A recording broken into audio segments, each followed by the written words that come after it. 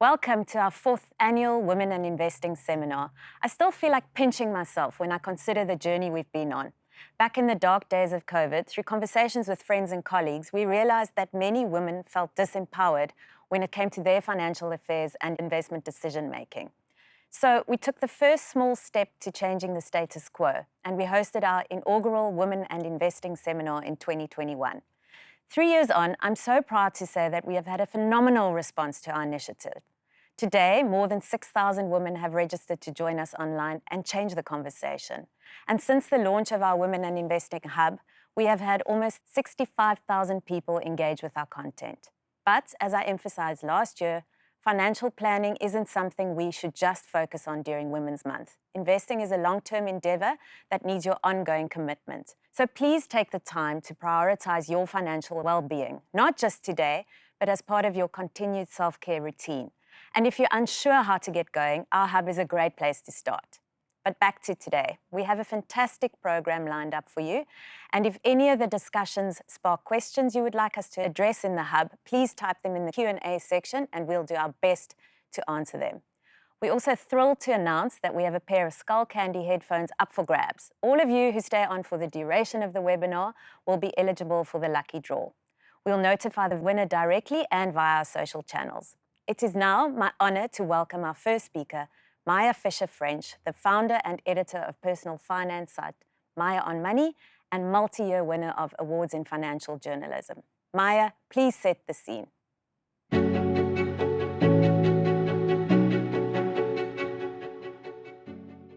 Kinskeeping is the act of maintaining and strengthening family ties, and it was defined in the mid-1980s by sociologist Carolyn Rosenthal. The kind of activities that fall to the kinskeeper include making sure that families stay in contact with one another and strengthening the bonds between generations. This includes phone calls, visiting family, organizing family events, as well as acting as caregivers for elderly family members. So basically, keeping families together and looking after both the children and the parents. But a kinskeeper also interacts with the community on behalf of the family. They manage the family's social calendar and they help with those fundraisers like school events, and they make the Santa shoeboxes. In most families, women are the kinskeepers. Kinskeeping is a very important role in society, and I can't think of anything more important than caregiving in general. But as Rosenthal points out, it is a very time-consuming role, and it is a form of emotional labor. At this event, we've spoken before about the unpaid work that women do in order for families and society to function. But this concept of kinskeeping is such a great definition because it reminds us that as women, we are the foundation and the glue that binds families and communities together. However, in this role, we are more likely to put the needs of others ahead of our own. This can lead to burnout physically, emotionally, and financially. Even if the role brings us happiness and a sense of fulfillment, if we do not have boundaries, it can become a huge source of discontent. We need to find a way to continue to be the kinskeepers in a sustainable way, where our giving comes from generosity and not resentment. Psychologists argue that when kinskeeping feels more like a chore, your mental health and relationships with the family can start to suffer. And the same applies if you're not looking after yourself financially to the extent that you become financially vulnerable. In the act of caring for others, we must not forget to care for ourselves. This is why today is about changing the conversation. This is a conversation with our children, our parents, our partners, but most importantly, with ourselves, especially around the concept of guilt. One of the reasons sociologists believe that women are the main kinskeepers is that when women set boundaries on their caregiving time, saying no to a child, a parent, or a partner, they can experience guilt or shame. When last did you make a late dinner for the family because you needed to fit in a gym workout? That would be almost unimaginable to a woman.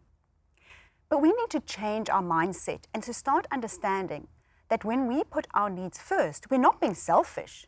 We are creating sustainability. We are making sure that we can continue to thrive as the kinskeepers. It is the concept of putting the oxygen mask on yourself first. So let's think of some of those conversations that need to change. To what extent do your children's needs come ahead of your own? When does your child's wants trump your needs? Do we sacrifice our own retirement for private school fees or university fees? Or is there a way to do both? If you have elderly parents, what is their expectation of you in terms of both physical and financial help? Have you had honest conversations about their financial situation and what you can do in a sustainable way? This is especially true for those women who find themselves in the sandwich generation, still supporting young adults and elderly parents. As the kinskeeper, that support is not just financial, it's emotional, and it's about physical time.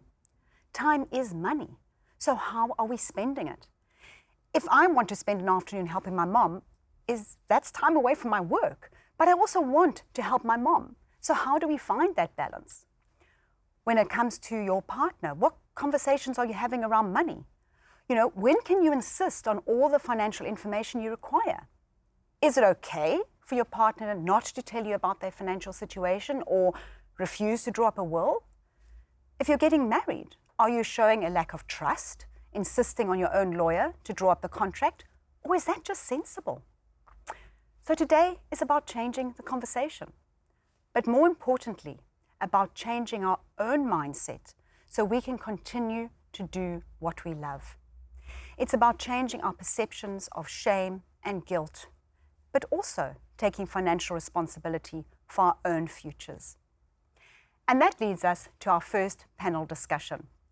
I'm joined by two formidable financial planners who will each bring their own perspectives to these conversations. So welcome to Babalwa Keshaba and Carol Axton.